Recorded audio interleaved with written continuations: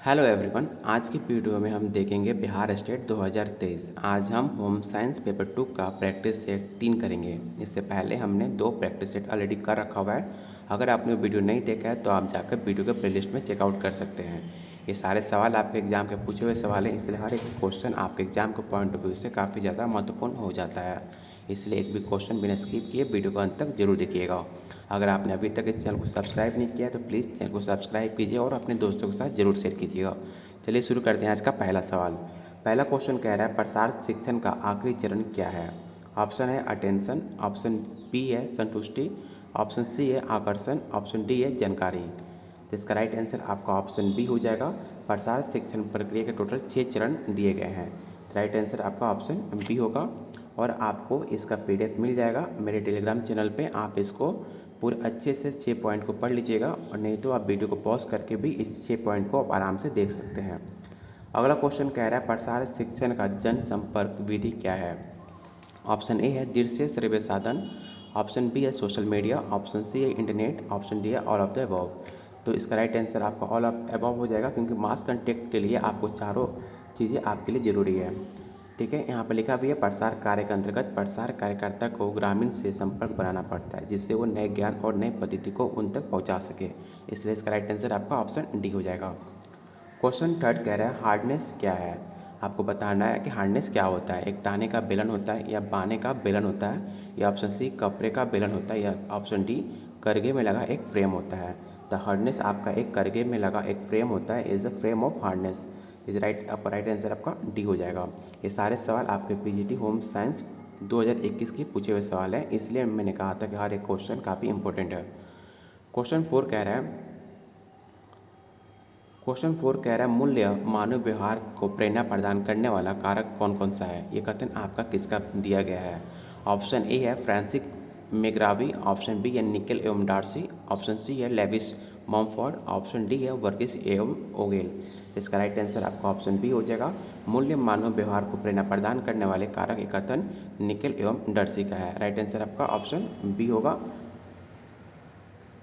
Question 5 कह रहा है बच्चों के लिए किंडरगार्टन स्कूल की स्थापना की गई थी। ये सवाल आपके पता नहीं कितने स्टेट में अलग अलग तरीके से पूछा जा चुका है, इसलिए क्वेश्चन काफ़ी ज़्यादा इंपॉर्टेंट है। इसे आप VVI टिक आउट कर लीजिएगा। इसका राइट आंसर आपका ऑप्शन डी हो जाएगा फ्रोबेल द्वारा।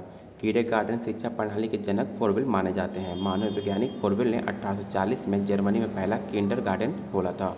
राइट आंसर आपका डी हो जाएगा।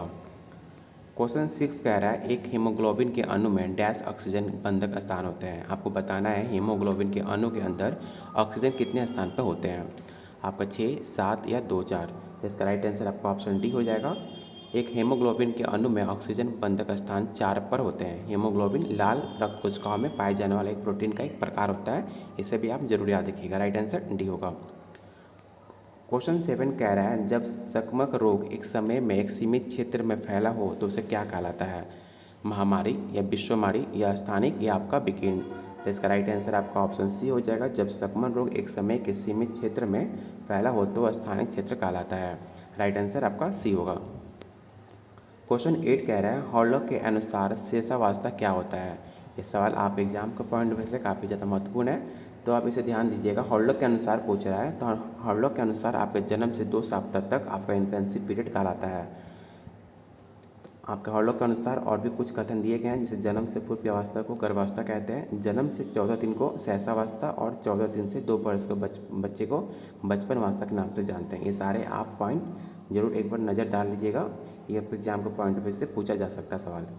क्वेश्चन 9 कह रहा है वयस्क अवस्था में लाल रुधिराओं का निर्माण कहाँ पर होता है। आपको बताना है जो रेड ब्लड सेल होते हैं वो कहाँ पर बनते हैं। ऑप्शन ए है लिवर, ऑप्शन बी है स्प्लीन, ऑप्शन सी है बोन मैरो, ऑप्शन डी है लिम्फ नोड्स। इसका राइट आंसर आपका हो जाएगा option C. Red blood cell जो होते हैं आपके निर्माण वयस्क मानव में बोन मैरो में बनते हैं। आपसे पूछा जा सकता है कि रेड ब्लड सेल आप कहाँ बनते हैं, तो आप इसे याद रखिएगा बोन मैरो में आपका रेड ब्लड सेल का निर्माण होता है। राइट आंसर आपका सी हो जाएगा। क्वेश्चन 10 कह रहा है थाइमस ग्रंथि का निर्माण कहाँ लिप्त होती है। आपको बताना है जो thymus gland is involve in the formation of. Option है आपका लिपोसाइट्स, ऑप्शन बी है अस्थि, ऑप्शन सी है लैरिक्स, तो ऑप्शन डी है इंसुलिन। आपका काफ़ी इजी सवाल है। इसका राइट आंसर आपका ऑप्शन ए हो जाएगा। लिम्फोसाइट्स में आपका थाइमस ग्रंथि का निर्माण होता है। राइट आंसर आपका ए हो जाएगा। क्वेश्चन 11 कह रहा है निकट दूर विकास क्रम में विकास किस अंग से स्टार्ट होता है। आपको बताना है निकट दूर विकास क्रम कहाँ से किस अंग से स्टार्ट होता है। ऑप्शन ए है स्पाइनल कोड, ऑप्शन बी है सिर, आपका सी है चेस्ट, आपका डी है लेग। तो इसका राइट आंसर आपका ऑप्शन ए हो जाएगा। विकास की दिशा का सिद्धांत, आपका बालक के विकास की दिशा के दो क्रम होते हैं। ऑप्शन है सिर, एक तो विकास आपका सिर से पैर की ओर होता है और एक सेकंड जो होता है आपका शरीर के जो भी सेंटर होता है वहाँ से बाहर की ओर आपका डेवलप होता है।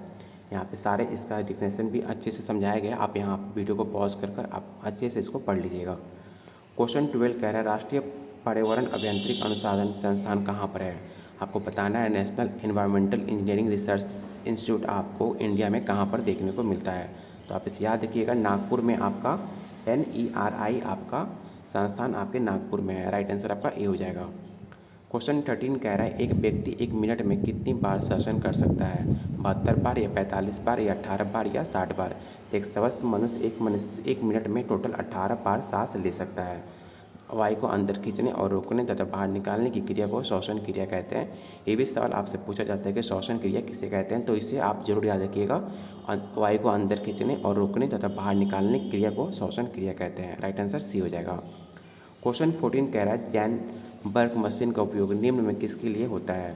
छपाई के लिए या रंगाई के लिए, बुनाई के लिए या प्रसिजा के लिए। तो जैगनबर्ग मशीन का उपयोग हम रंगाई के लिए करते हैं। राइट आंसर आपका ऑप्शन बी हो जाएगा। क्वेश्चन 15 कह रहा है त्वचा की रक्त वाहिनियों में संकुचन लाने का कार्य किसके द्वारा किया जाता है। ऑप्शन डी है आपका परानुकंपित तंत्रिका द्वारा, ऑप्शन बी है प्राण तंत्रिका, ऑप्शन सी है अनुकंपित तंत्रिका द्वारा, ऑप्शन डी है ऑप्टिक नर्व्स। तो इसका राइट आंसर आपका ऑप्शन सी हो जाएगा। त्वचा की रक्त वाहिनियों में संकुचन लाने का कार्य आपका अनुकंपित तंत्रिका द्वारा होता है। राइट आंसर आपका ऑप्शन सी हो जाएगा। क्वेश्चन 16 कह रहा है which one of the help clothing of blood. रक्त को जमने में कौन सहायता करता है। ये सवाल आपके एग्जाम का पूछा हुआ सवाल है। ये सवाल आपका DSSB का 2020 में पूछा हुआ सवाल है। इसका राइट आंसर आपका ऑप्शन सी हो जाएगा फाइब्रिनोजन। क्वेश्चन 17 कह रहा है शरीर की प्रत्येक कोशिका में केंद्रक होता है, सिर्फ डैश कोशिका ही अपवाद है। स्किन या आपका पोल लाल रक्त कणिकाएं, ऑप्शन सी है यकृत, ऑप्शन डी है तंत्रिक कोशिकाएं। तो शरीर के प्रत्येक कोशिका में एक केंद्रक होता है, लेकिन पूर्वल लाल रक्त कणिकाओं का केंद्र एक नहीं होता। राइट आंसर आपका ऑप्शन बी हो जाएगा मैच्योर एंड्रोसाइट्स। क्वेश्चन 18 कह रहा है how too much urine healthy person excretes in 24 hours. एक स्वस्थ व्यक्ति में 24 घंटे में कितना मूत्र निकासित करता है। ये सवाल आपका बिहार स्टेट 2020 का पूछा हुआ सवाल है। ऑप्शन है 0.5 लीटर, ऑप्शन बी है 2.5 लीटर, ऑप्शन सी है 2 लीटर, ऑप्शन डी है 1.5 लीटर। तो आप इसे याद रखिएगा नेफ्रॉन या यकृत नालिका में रुधिर से छानकर आए जल एक शेष उत्सर्जित पदार्थ का मिश्रण को मूत्र कहते हैं। मनुष्य का मूत्र पारदर्शी हल्के पीले रंग का द्रव होता है। टोटल आपका 1.5 लीटर 24 घंटे के अंदर निकलता है। राइट आंसर आपका डी हो जाएगा। क्वेश्चन 19 कह रहा है आप, एराबा, शबनम और वाफ्ता हवा किसके एक प्रकार हैं। चंदेरी साड़ी के या बनारस के जरदोजी, ऑप्शन सी है आपका ढाका का मलमल या ऑप्शन डी हैदराबाद का पीतम्बर। इसका राइट आंसर आपका ढाका का मलमल हो जाएगा। जो ढाका जो पूर्व के भारत का एक अंग था, अब बांग्लादेश का राजधानी आपका ढाका हो गया। राइट आंसर आपका ऑप्शन सी हो जाएगा। क्वेश्चन 20 कह रहा है which one is not principle of design. कौन सा डिजाइन का एक सिद्धांत नहीं है। ऑप्शन है अनुपात, ऑप्शन बी है बल, ऑप्शन सी है स्थान, ऑप्शन डी है अनुरूपता। तो आप इसे याद रखिएगा कला जीवन के उत्कर्ष एवं आनंद की अभिव्यक्ति करती है। कला के माध्यम से व्यक्त अपने भीतर की छिपी हुई भावनाओं एवं विचारों को अभिव्यक्त किया जा सकता है। इसलिए इसका राइट आंसर आपका ऑप्शन सी हो जाएगा स्पेस। क्वेश्चन 21 कह रहा है normally the fertilization of ovum takes place in. सामान्यतः अंडाणु का निषेचन कहाँ पर होता है। ये सवाल आपको पता भी होगा। ये सारे सवाल आपके बहुत बार पूछे जा चुके हैं एग्जाम में। ऑप्शन है गर्भाशय, ऑप्शन बी है अंडवाहिनी, ऑप्शन सी है अंडाशय, ऑप्शन डी है रोमिका। तो आप इसे याद रखिएगा सामान्यतः अंडाणु का निषेचन अंडवाहिनी में होता है। राइट आंसर आपका ऑप्शन बी हो जाएगा। आप लोगों से एक रिक्वेस्ट है, आप लोग के लिए इतनी मेहनत की जा रही है तो आपका भी फ़र्ज़ बनता है कि वीडियो को लाइक और अपने दोस्तों के साथ शेयर करने का। जिससे मुझे भी मोटिवेशन मिलेगा आप लोग के लिए और ज़्यादा वीडियो बनाने का। तो प्लीज़ वीडियो को लाइक कीजिए और अपने दोस्तों के साथ ज़रूर शेयर कीजिएगा। अगला क्वेश्चन 22 कह रहा है निम्न में कौन मोनोसैकेराइड है। आपको बताना है कि इनमें से कौन सा मोनोसैकेराइड है। ऑप्शन है सुक्रोज, ऑप्शन बी है स्टार्च, ऑप्शन सी है ग्लूकोज, ऑप्शन डी है सेल्कोज। तो इसका राइट आंसर आपका ऑप्शन सी हो जाएगा। ग्लूकोज आपका एक मोनोसैकेराइड आपका है, राइट आंसर सी होगा। क्वेश्चन 23 कह रहा है ट्रिप्सिन एवं काइमोट्रोपिसन किस पीएच पर कार्य करता है। तो इसका राइट आंसर आपका ऑप्शन सी हो जाएगा। 7.4 8.0 के आपका पीएच वैल्यू होता है ट्रिप्सिन एवं काइप्रोट्रिसिन का, राइट आंसर आपका सी होगा। क्वेश्चन 24 कह रहा है संश्लिष्ट रंजक की खोज किसने करी थी। आपको बताना है संश्लिष्ट रंजक की खोज किसने करी थी। विलियम हेनरी प्राकी ने, या मोरे, या आपका जेपी डिक्सन, या ऑप्शन डी है जॉर्ज एडमंड्स। तो इसका राइट आंसर आपका सन 1856 में संश्लिष्ट रंग का आविष्कार हुआ था। इसका श्रेय आपको विलियम हेनरी प्रिकन को जाता है, राइट आंसर आपका ऑप्शन ए हो जाएगा। क्वेश्चन 25 कह रहा है which of the following is function of larynx. Larynx का निम्नलिखित में क्या एक कार्य है। आपको बताना है। तो ऑप्शन है भोजन का ग्रसनी में जाने देना, ऑप्शन बी है भोजन को श्वसनाली में जाने देना, भोजन को श्वसनाली में जाने से रोकना, या इनमें से कोई नहीं।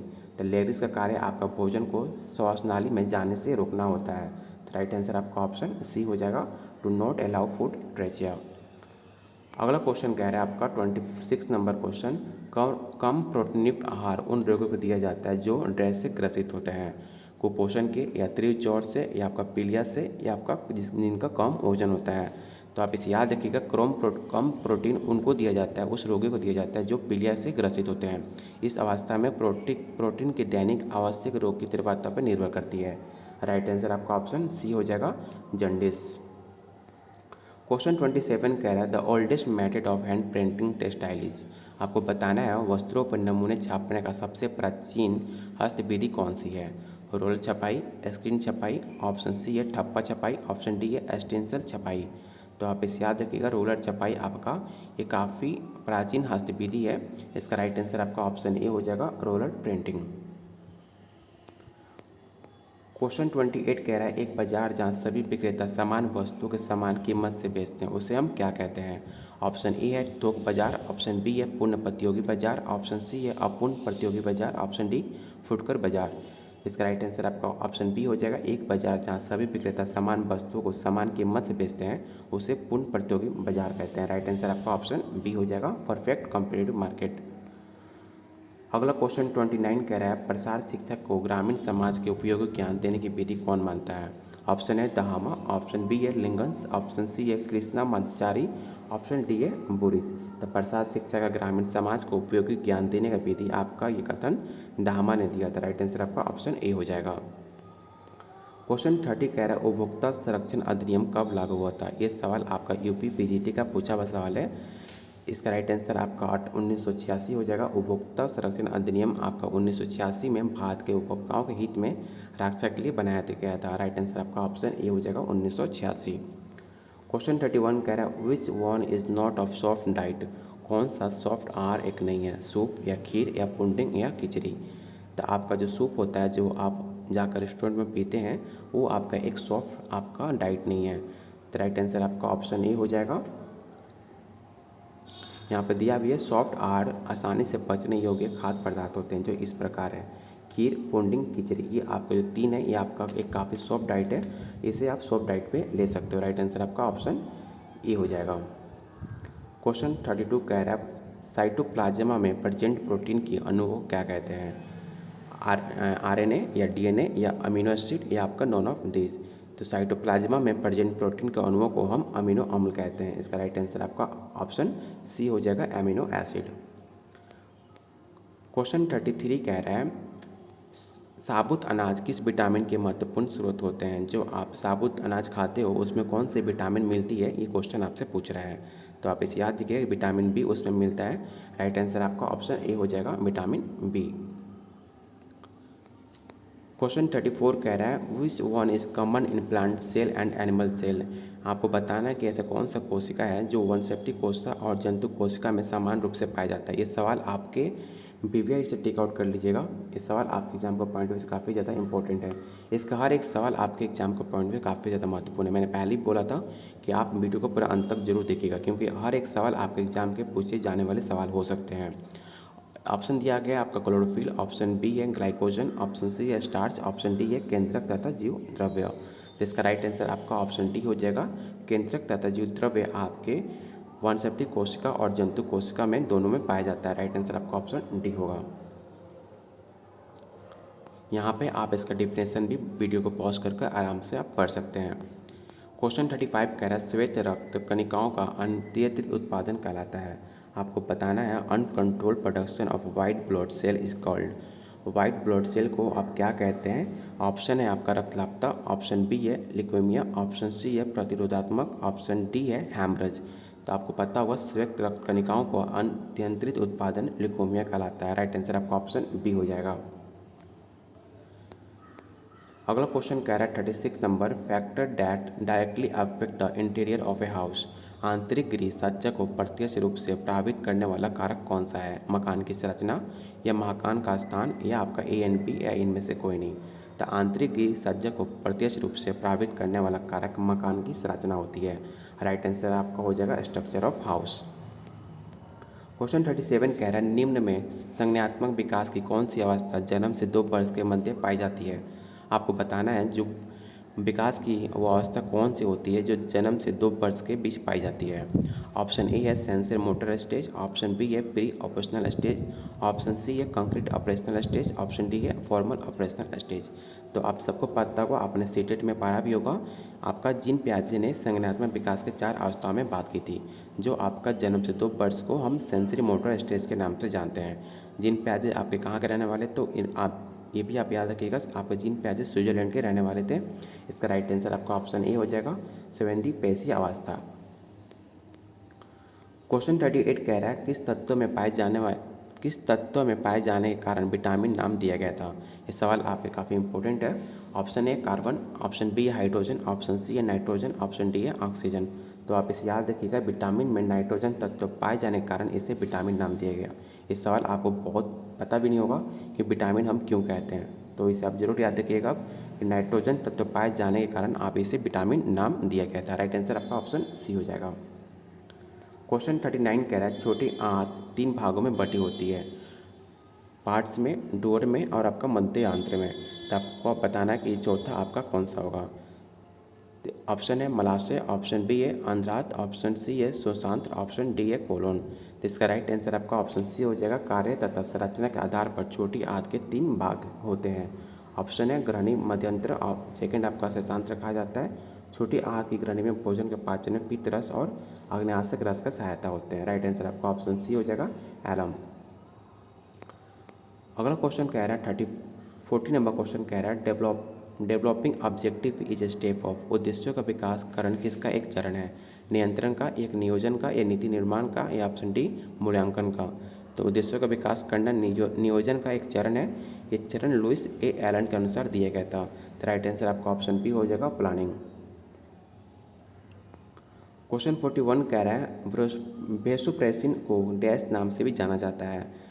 तो ऑप्शन है आपका ऑक्सीटोसिन, ऑप्शन बी है एंटी डायब्रोटिक हार्मोन, ऑप्शन सी है लुकनाइटिजिंग हार्मोन, ऑप्शन डी है वृद्धि हार्मोन।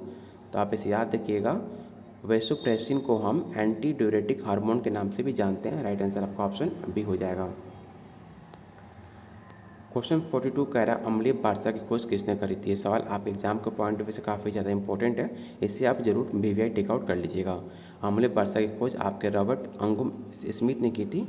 राइट आंसर आपका ऑप्शन ए हो जाएगा।